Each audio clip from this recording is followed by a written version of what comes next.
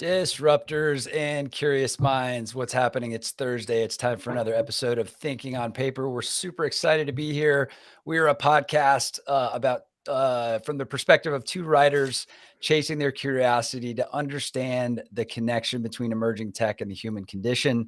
Often we get into some really fun rabbit holes, and I think we're into another one today. So thanks for joining. By the way, we are on Spotify and YouTube as well. And our website is www.thinkingonpaper.xyz, as the folks over the pond say it. With me, as always, is Mr. Mark Fielding.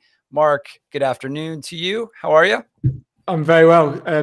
I look like I might have been down an actual rabbit hole because spring has sprung around here. And I've just been walking out in these alpine meadows, and my eyes looking at the camera look like they might be reacting to it. But no, I'm very excited about this interview. Really looking forward to speaking to Simon. As you know, we are a podcast, and we're doing a podcast about Web3 podcasting. I actually found Simon. He'll introduce himself in a minute. On last week on Anthony Day, who's a LinkedIn mega account, and he did an interview with Simon. He was talking about turning your podcast into an NFT, kind of monetizing it, distributing it. And I thought that's what Thinking on Paper needs to do. We should get this man on and speak to him about podcasts on the blockchain. So here we are. Look at you again, chasing your curiosity, my friend. I love it. I love it. Well, hey, Mark. Better than chasing my tail. Fair enough. Sometimes it's both. Well, hey, is there anything before we bring our awesome guest on? Is there anything that you've been thinking about or writing about this week? Because I know you do a lot of writing and sending out kind of unpacking ideas through writing related to Web3. What's on your mind this week? So my biggest writing project of the week is actually hidden behind an NDA, so I can't say much about that. But hopefully, in a few weeks, I'll be able to unveil more about that. I'm writing some lore for a computer game, so it's very exciting for me. Other than that, I'm writing a piece about luxury watches. Now, I know you're a big fan of luxury watches. Let's see your watch. You don't have a luxury watch. I don't have a watch on. I don't have a watch. I try to avoid time. The only thing that nobody can avoid. I'm doing a piece on Hublot, which is like a luxury watch company that's very interesting very quickly. It's a bit like Willy Wonka and the golden certificate, so you have to find the ticket. Ooh. Whereas Hublot, they've got 12 watches, 12 NFTs, okay? But there's a 13th watch and a 13th NFT. And the only way that you can get hold of this 13th watch is by having the NFTs of the previous 12. Now, these are on an open market. The person, whoever that might be, has 1 year to gather together all of these other 12 NFTs.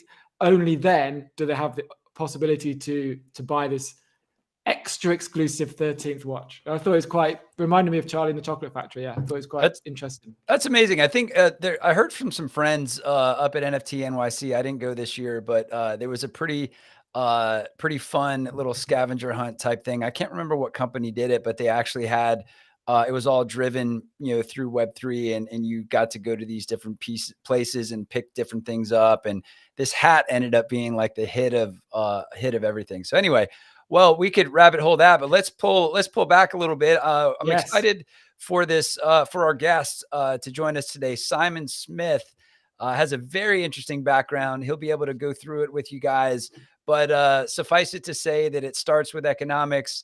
It floats a little bit through technology and development, then back to trading and investing and entrepreneurship. So without further ado, we are super excited to invite Simon to the show. Simon, how are you, sir? I'm very good, Jeremy. Thank you for inviting me on today.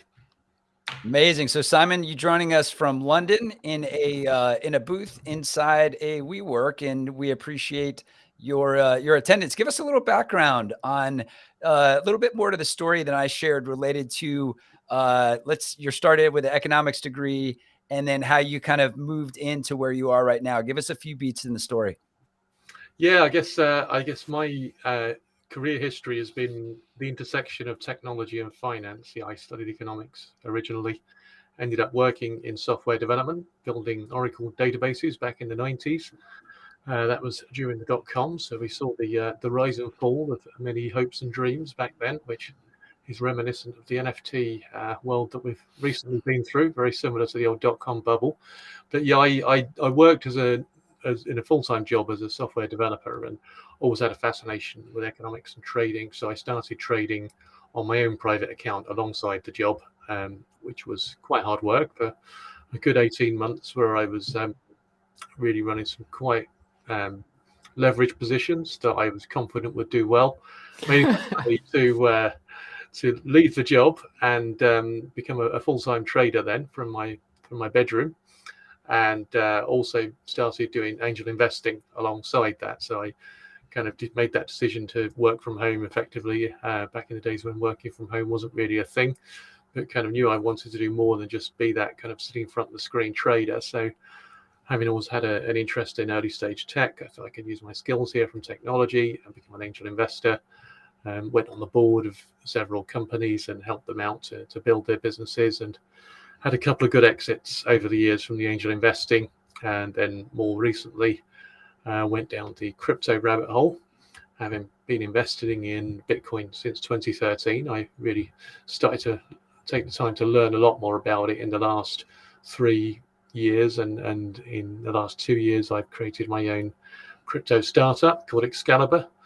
Really mostly because I just figured out there was a use case. For a long time it appeared like, it was really just an investment, and there was limited supply, and as people came in, the price would go up. But it is a thing with crypto. The more you learn about it, the more you understand.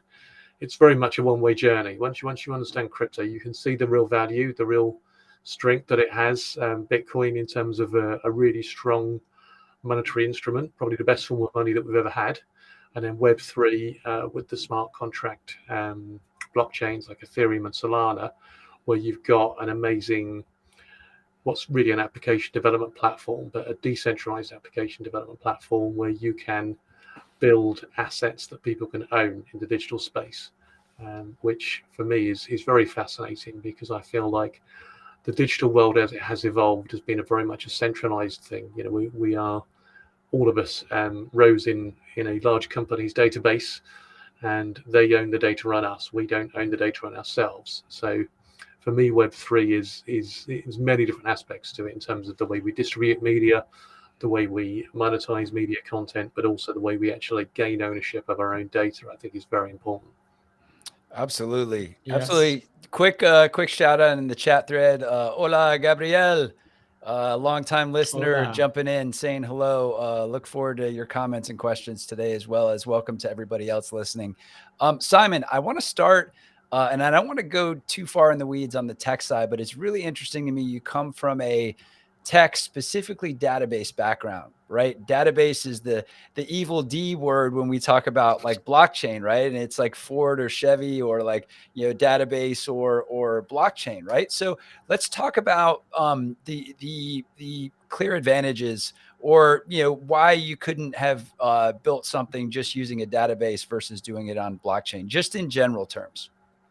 Yeah, I mean, for me, the technology enables a new way of people interacting. So there was never really a question of, shall we build this on a database? It was really, my idea was to utilize the decentralized nature of the blockchain, basically. So the fact that people can own assets on the blockchain, and they can own that digital content. You can't really do that on a database. I mean, a database is a centrally owned piece of software where the person that controls the database controls the data. So for NFTs, for Web3, for decentralized digital assets, the ownership to be in the hands of the individual, you need to have a blockchain implementation. You can't do that with the database at all. So there was no question of the choice there. If you're building something Web3, it's the only way to go, and it's more expensive, it's more difficult. Finding developers that can build on the blockchain, that was hard. That was a headache. I mean, as it is, I've found some really talented developers that built a great product, and I think we worked really well together. So it was worth the time and effort of touring the hackathons and talking to people and finding people that knew something about blockchain and were really enthused about working in this space. Well, I'm going to come in with a disclaimer for my question following on from that. A couple of years ago, I very quickly ended up in the Solana community because when I first started looking at all this, Ethereum NFTs were out of my price bracket. So I naturally kind of gravitated towards Solana. So I've been aware and in the community for quite a long time. But Solana also divides a lot of people on LinkedIn, on Twitter, on the internet in general. Some love it, some don't love it, some are indifferent. Why did you choose Solana? Why is Excalibur on Solana? And I guess is the future is cross-chain anyway? Yeah, I think that I suppose the choice of Solana partly comes down to my journey into crypto, and I did start investing in Bitcoin back in 2013, but I guess if I'm really honest about it, I didn't fully understand the real use case of Bitcoin back then. It is fundamentally a payment system and a new form of money that people can own on a self-sovereign basis. But yeah, the thing that really started to kind of work for me was back in 2019 when I was at a meetup group where someone did a presentation about micropayments, and they were actually looking at the BLT token back then. And it was the idea that you could make a payment to somebody else without paying the transaction fees that exist with Visa and MasterCard. So with Visa and MasterCard, the minimum transaction fee there is normally at least 20 cents, potentially more than that, depending on how well the merchant is known. But those payment systems were not built for the internet. They were built for plastic card processing systems. So the thing that was really lacking for the internet since the beginning was a good payment system, a native payment system.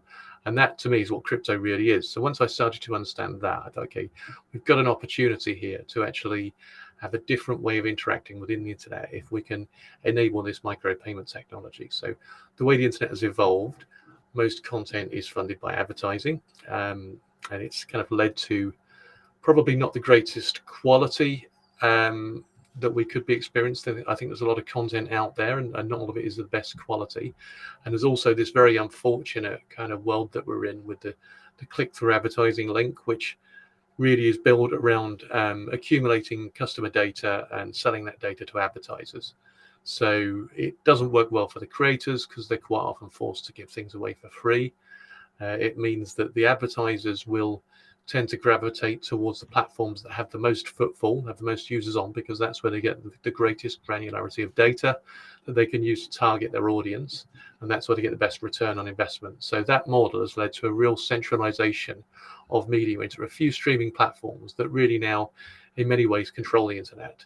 So I think myself and probably other people in the world today have a bit of anxiety about the way that we are attractive where we go, and the way these large kind of monopoly, oligopoly platforms really kind of quite a lot of control over our lives, and they do own our data. So to me, this embryonic idea of having micropayments and enabling your audience to crowdfund your content, to me, that was the beginning of something that could be an alternative to that. The free media that you're paying for with your data. Of course, if you're not paying for something, then you are the product. We all kind of know these things, but trying to figure out a way to solve that, is a monumental task. But for me, when I first started to get the idea back in 2019, that's what started me on this journey. And so then to answer your question, when Solana came along, I mean, the BLT token that we were talking about there in that meetup, that was a very centralized solution. It was low transaction fees, but it was never really an effective blockchain. It was more just a database, really.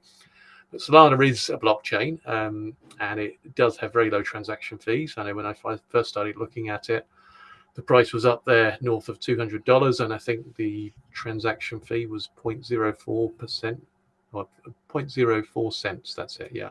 So very low transaction fees. Cost of minting NFTs on Solana is very low also.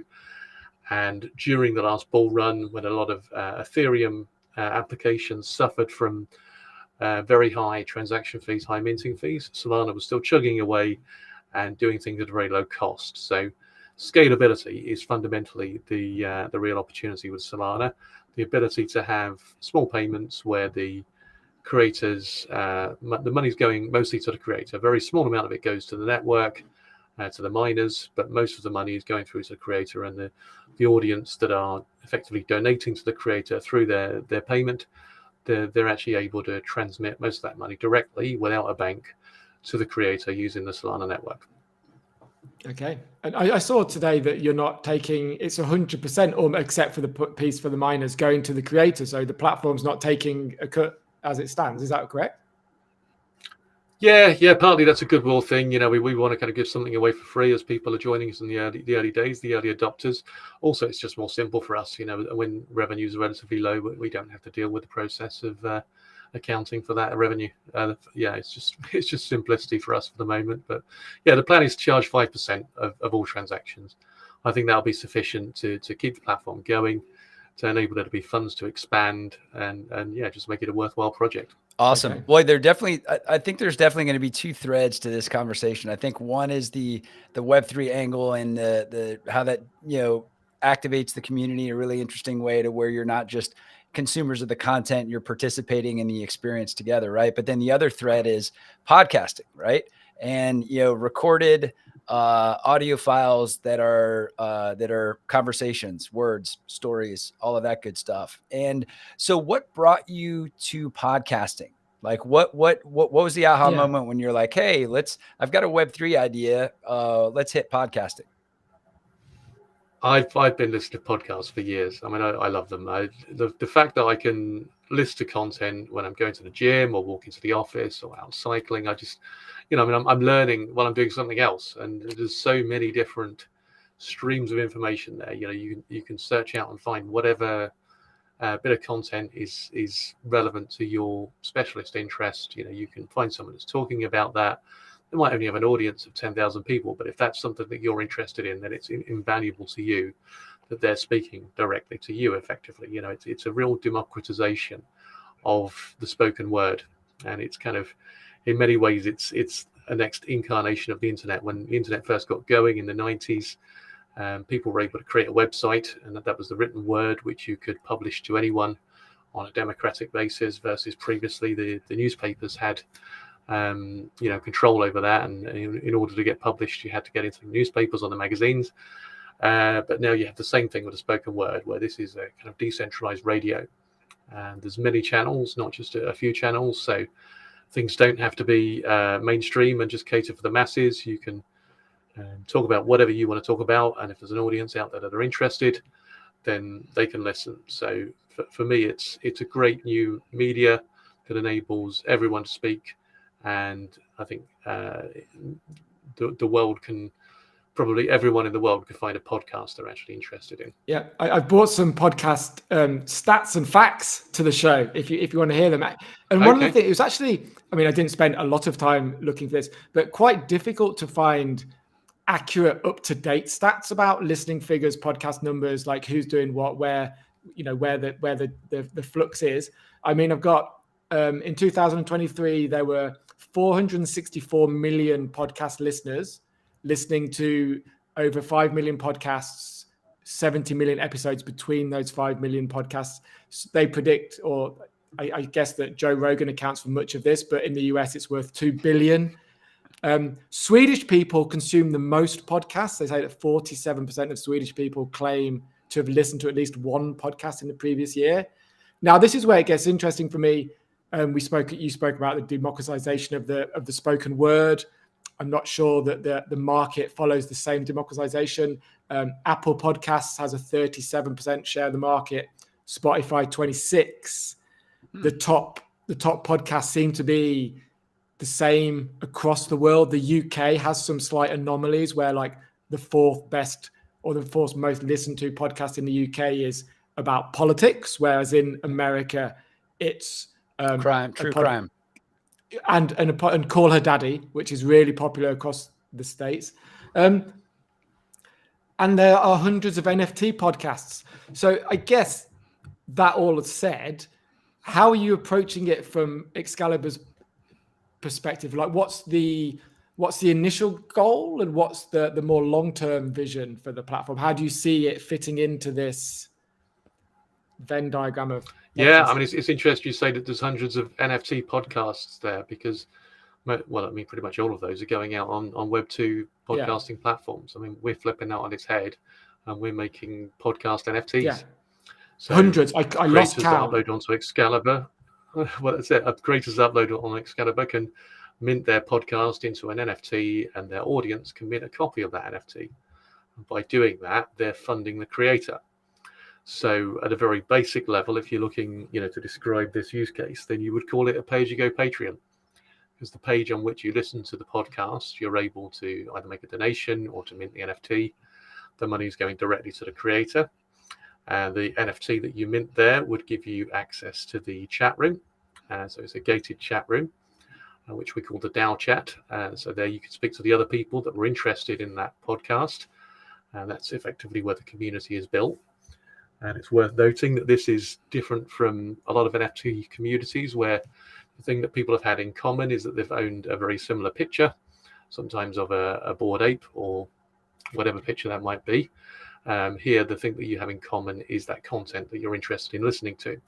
So I personally believe you could probably build a much stronger community around a specialist area of interest podcast versus, like I say, the digital picture that we've initially tested the technology with, and had what we probably would describe as a pretty crazy speculative bubble around those JPEGs. But the other aspect there, which I think is quite Web3, is that the creator is able to set up revenue splits when they mint the smart contract, which is the NFT, which is their audio file.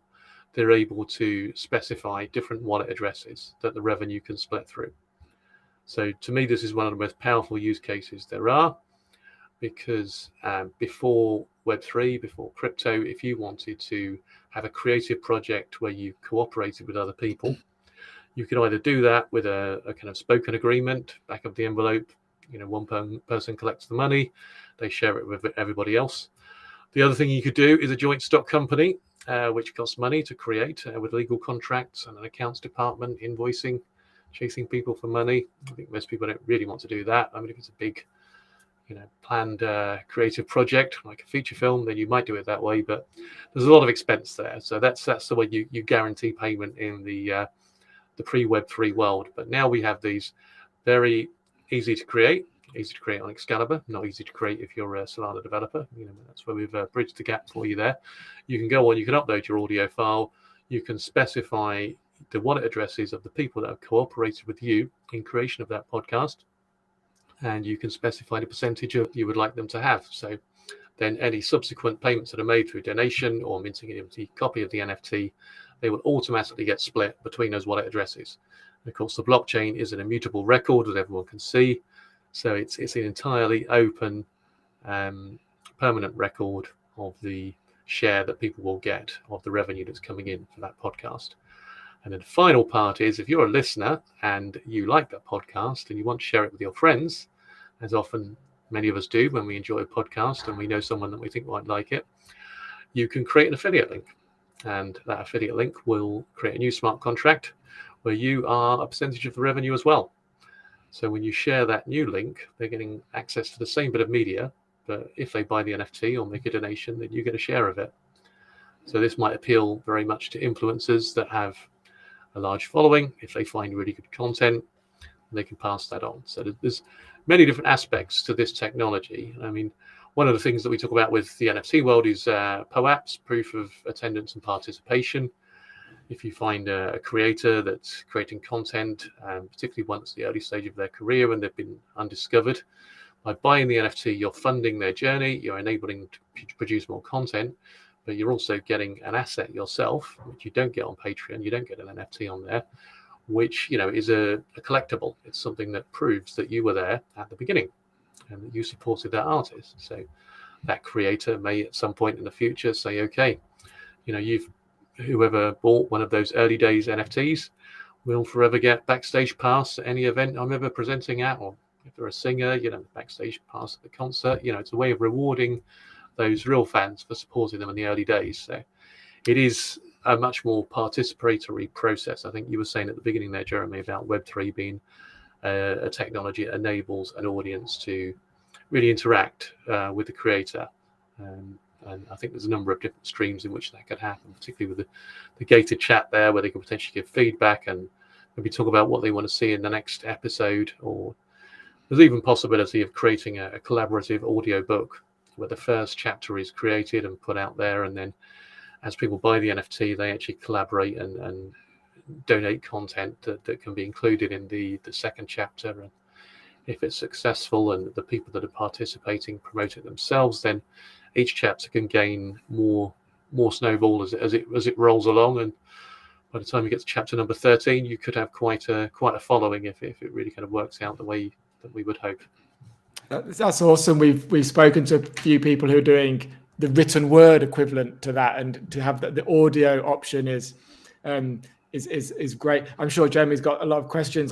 My observation, I just love, and it seems to be a common theme through our conversations, through the guests we speak to, the kind of augmenting the relationship between creators and their fans, readers, and kind of that grassroots, bottom-up empowerment that just seems to be ubiquitous across all these new platforms. I love it. Yeah, I think it would be really interesting. So we had Quest of Evolution. Andrew, was it Andrew Knocker? Yeah. So I think that would be an interesting partnership for you guys to like consider taking some of those stories and exporting them onto your platform. That could be really interesting. One important thing I want to share is a lot of the analogies that get used by a lot of different people. And before I say this, I'm going to preface, like, I'm a big believer in this technology and what it can do to change and spark interaction between audience and creator, right? But like, if the analogy comes out there and it's like, oh, it's just like, I've got a record behind me, right? I'm a vinyl junkie. I've got my Jimmy Smith record sitting by my record player back there. And when I put on my record, I hold it. I put my hands on it. I look at the liner notes. I listen to it. I hear the crackle. There's a whole process to that thing as a point of collection. And while collecting digital audio could be, in a sense, equally compelling, I think the important thing to think about is things like the affiliate link. I think that's amazing, right? And I've been in podcasting for like the last 10 years as a producer, a creator, audio engineer, musician, whatever. And there's a bunch of content out there. Like Kevin Kelly says, he's the Wired magazine maverick, right? He says more content was created in the last 24 hours than the three of us could consume in the rest of our lives, right? So there's a point of like having this ability to identify and elevate, and also become known as someone who can spot things and identify and elevate, right? So you're creating a mechanism for me. If I do that for you in your podcast or you in your platform, there's value to me doing that. And now that value can be shared in the splits and everything's automated. I think that's a very compelling piece of this whole puzzle, rather than merely just collecting a piece of audio. Definitely. Yeah. I think the affiliate link is something that I think, we're a little bit cautious with it, because I think, the NFT world has, had that affiliate process with the influencers, and it hasn't always been, the best kind of model. But, here it's, if someone is promoting something as an affiliate, they don't want to degrade their channel. They don't want to share something that they don't think is good quality. So we think there's a real opportunity for curation through looking at, we've got information now on the blockchain over time as to which content had most people pay for the NFT, or most people make donations, and also which content made most people want to generate affiliate link and share that content. So this has the power to create a really good Web3 algorithm. So when you are going to the discover section of our application, we want to be able to show you the stuff that's had the most traction in terms of people paying for it, which is very different to Web2, because the promotion there often is based around likes, which people, you don't pay for a like, so it doesn't have so much value. But a lot of what drives it is actually the content that generates the most advertising revenue for the platform. That's their business model. They are funded by advertising, so they're measuring, how long you stay on a particular piece of content for, and they can also track what you do afterwards. So if you go off of that content and go and buy something that was advertised within that content, then that's going to be big plus for the Web2 algorithm there. But what we hope to achieve with Excalibur is an algorithm that will have a crowdsourced curation effectively by people that have listened to the content for free. being able to fully consider whether they really like it or not, whether they really appreciate what the artist created, whether they want to fund future creations by that artist, whether they want to share that with other people, whether they feel comfortable about actually getting paid to share that with other people, and whether they're really doing a service for somebody by delivering it to them.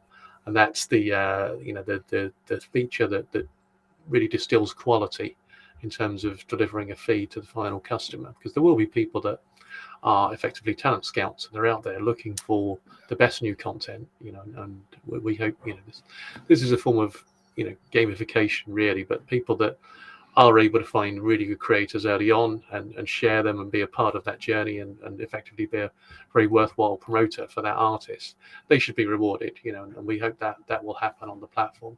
There will be other people that don't have the time to search out new content, and maybe that's just not what they like doing. Maybe they just want to pay to access that feed of really good information. And that's where I think when we've got a really good stream of information coming through, that's where we can potentially have a full circle creator economy, where what people are paying to access the curated feed, the money will actually go back to those people that have done the work in terms of finding the good artists at the beginning. I'd like to, that's quality. yeah, absolutely. I'd love to run a scenario by you, right? Because the way podcasting has always worked is either, someone has a great idea for a podcast, whether it's story driven or talking head or whatever it is. And then it's like, okay, I want to get this out there. I need to pitch it to somebody. I need to get it recorded. I'm not an audio engineer. I am, but I'm not an audio engineer. I don't have access to the gear. I don't know how to post it. I don't know how to do this. I don't know how to sound design. I'm not a musician. So could this be a scenario with Excalibur if I came up with a story idea and Mark was a brilliant audio engineer and Simon, you're a beautiful composer and sound designer? Could we together go to Excalibur and say, hey guys, we're going to do this thing together. I want to give Simon X percentage. I want to give Mark X percentage. And we start putting episodes up together and we all share in the revenue in that way? Yeah, that's exactly what it's designed for. When we upload the files, we specify the revenue split, and that works. So the money's automatically paid to our individual wallets. There's effectively one smart contract that receives the money when people mint the NFT or they make the donation, and the split is automatic. It can't be changed. There's no way any of us can break that agreement, because the content that we've registered on the blockchain is what they're paying for, and within that contract is the specification of the revenue split. I need your Solana wallet, Jeremy, so I can split the revenue.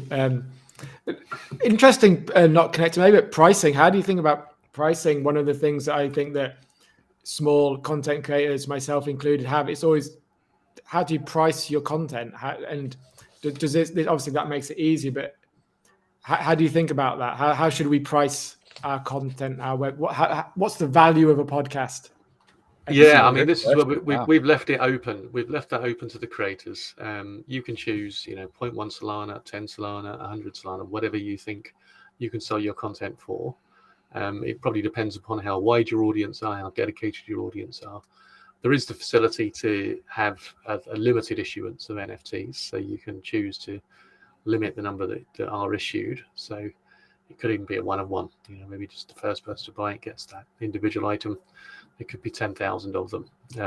So it's completely open. It's entirely up to the creators to decide what price they want to set on it, and ultimately the audience will decide if they're going to buy it or not. So I think over time we're probably going to get visibility of which models work best, which kind of content can generate revenue by either setting the price very low and having a wide issuance, or setting the price a bit higher, having a smaller issuance. Maybe what potential benefits those creators want to ascribe in terms of access to events, or I don't know, maybe whatever they want to offer. We're open to the creators to come up with creative methods of using that facility. Yeah, the market will dictate, right? We'll learn kind of what podcasts are worth, and it'd be an interesting experiment in understanding that. So I want to talk about a little bit about audience and creators, right? And some of because I know you're relatively new, right? As with everything in Web3, and we're all mindful that like a lot of stuff that we're all doing in building in Web3, it's an experiment, and you iterate and you learn and you get these feedback loops and you get better and all of that. Tell me about like the coolest success that you've heard from a creator perspective and an audience perspective on your platform to date.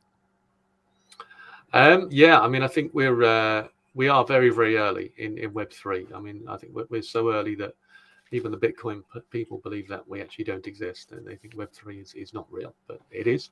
And we're doing it. It's kind of it feels like an underground movement. So we've got multiple creators on the platform. We had an NFT rapper who actually did a live performance that we recorded there and then, and we minted the NFT. Shuriken Sounds, I heard that one. Yes, yeah, that's it. Yeah, so that was a live mint where it was actually available to the people in the room at the time. So that was one experiment that we were doing, and they got some traction. We had some NFTs bought off the back of that one. We've got Minos, who are a crypto accountancy firm. They've uploaded multiple content there. I think in terms of the big success, I think we're still experimenting and trying to see what's really going to work, what's really going to succeed. I think if Joe Rogan decided to come along and mint some of his podcasts as NFTs on our platform, then we'd be very interested to discuss some kind of profit share agreement with him in terms of how the platform could work going forward. Yeah, I think that's an interesting question, because he's done okay in the podcast world, I guess. Yeah, he's done okay, Yeah, but he's not that done kind bad. of he would gobble up everything which with Web3 is trying to achieve. I mean, it's very difficult to balance this, isn't it? About you want the big names, but then that will just take away all of the smaller podcasts and all the early creators. No one's going to listen to that when they can listen to Joe Rogan on this platform. So it's like, how do you balance that? I think, I mean, the real potential, I think, for Excalibur and for early stage podcasters is to rise together. We can work together with people that are looking for ways of distributing their content in a new and interesting way. I think anyone that's doing a Web3 podcast, I think they should look at Excalibur, understand what it does, and see how it potentially could work for them. But then anybody in the wider crypto space, the Bitcoin podcasters, they could actually look at it and say, maybe there is a use case for something other than Bitcoin.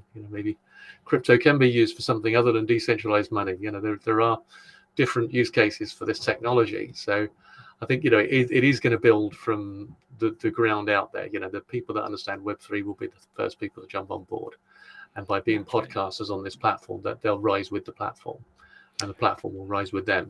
We're all a network here. We're all going to be cross promoting for each other.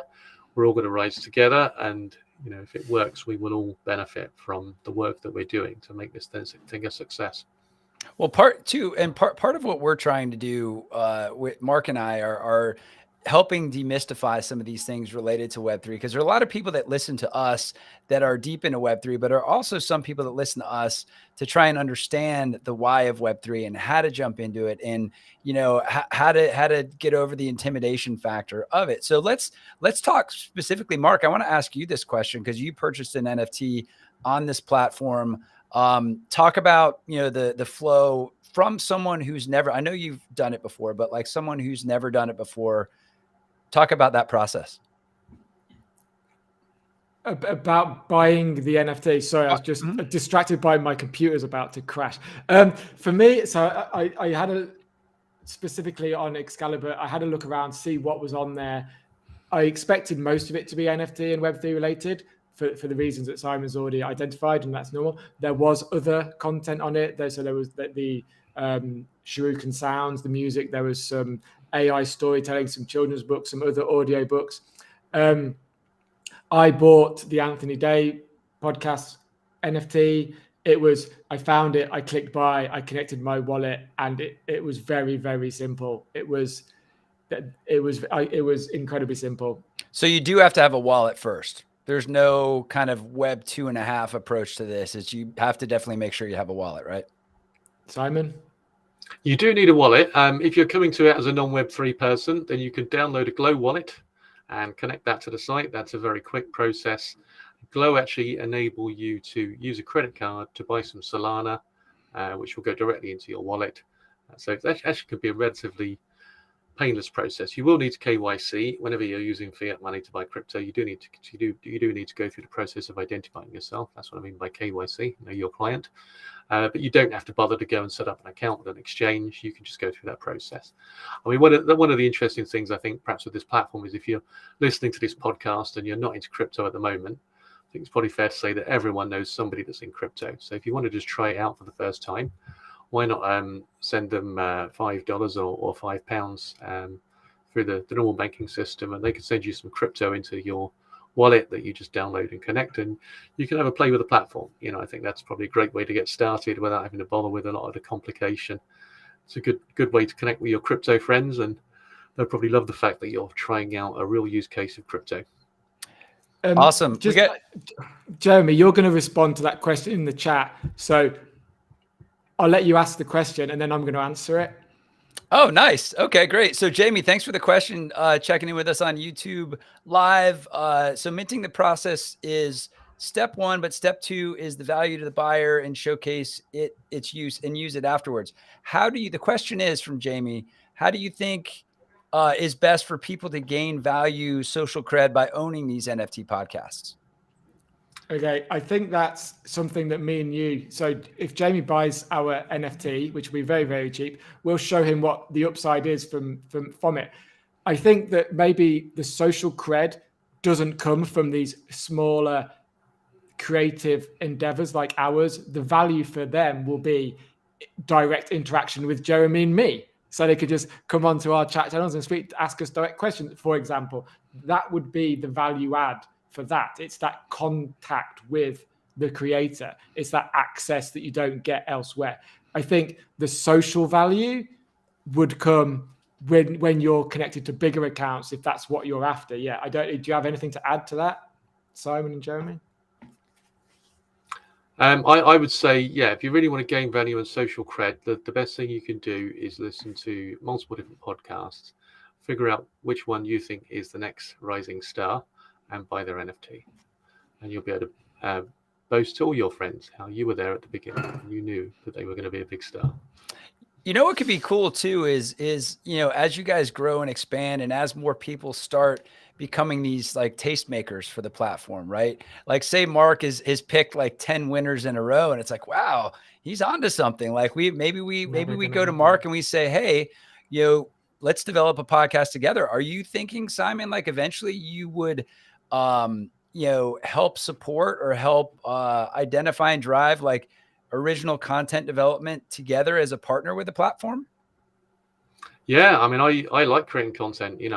For me, it's part of the journey of creating Excalibur is to actually create our own podcasts. I'm very lucky with my team. They like creating content as well. We have a good bounce around and banter with each other, chatting about crypto and artificial intelligence and various things that are going on in the world. It's like, we've got our own radio program, but it's Web3. It's really is like, I feel like I'm an underground pirate radio station that's found a new payment system that could change the world. It's a great place to be. I like that. I like that a lot, Simon. So we tend to try and be mindful of time. We're getting close to wrapping up. I do want to say that we are actually this episode, we are going to be minting, right? And giving this whole Excalibur thing a try, right? As soon as you give me the audio file, I will do it. I'll report back on how easy or difficult it is. Just need the audio file. MP4, MP3, sorry. What files MP3. can I upload? Yeah, MP3. Yeah. Amazing. Well, Simon, I know we can riff on all this stuff forever. I think philosophically we're very aligned in the power of this technology. I think you guys are approaching this use case of podcasting in a very interesting way. Podcasting industry itself, I think, is primed for reinvention in a lot of different ways.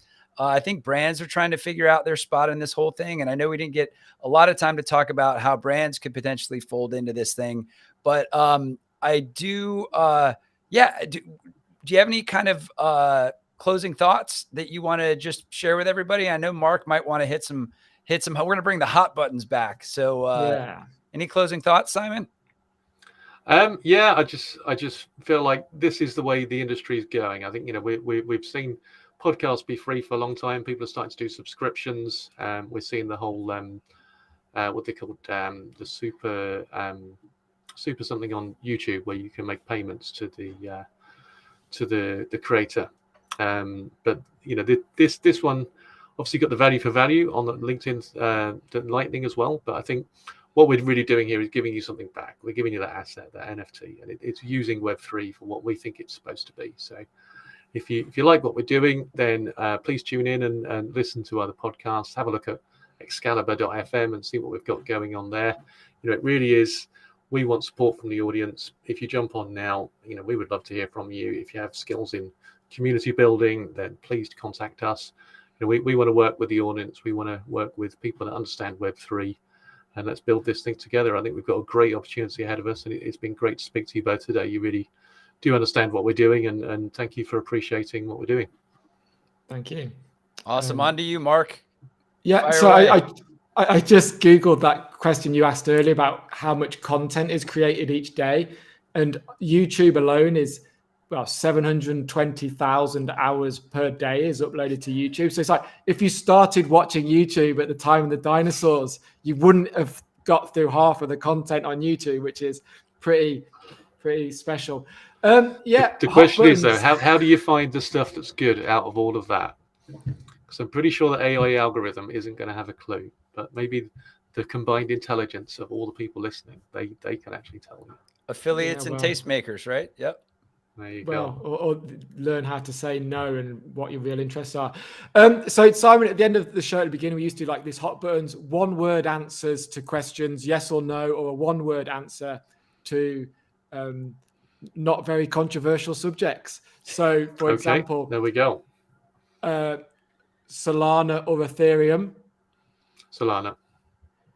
Code is law, yes or no? Yes. Top down or bottom up? Bottom up.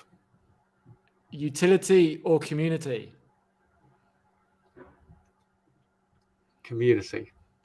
It always gets them. And Joe Rogan, Huberman, The Knowledge Project, like talking heads or crime junkie? Talking heads. Okay. What is your favorite podcast, or what are you listening to at the moment? That's my last I one. go through so many podcasts. I mean, the Bitcoin Standard, I actually really love it. I mean, Seyfriedin Amos understands Bitcoin probably better than anyone. He is a maximalist, so he probably won't like what we're doing here. He probably should take the time to have a look at it, because I think he would understand if he took the time, and he would probably appreciate it if he took time. But there is that kind of element of the Bitcoin maximalist world that really kind of are yet to discover Web3. But yeah, I love his podcast. I love the what he's talking about and the way he really understands that technology. He's written a lot of good books, and he's been at it for years. So good for him.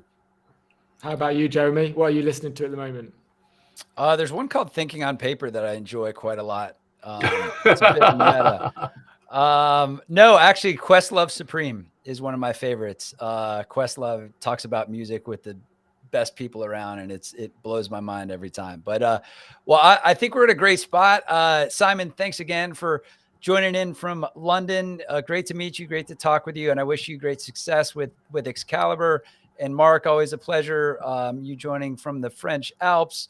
We are Thinking on Paper. You can check out previous episodes on our website, www.thinkingonpaper.xyz, both video and audio. And I believe this episode will be on Excalibur very, very soon. Thank you guys for listening. Have a great rest of your week. Bye. Thank you, guys. Been really good.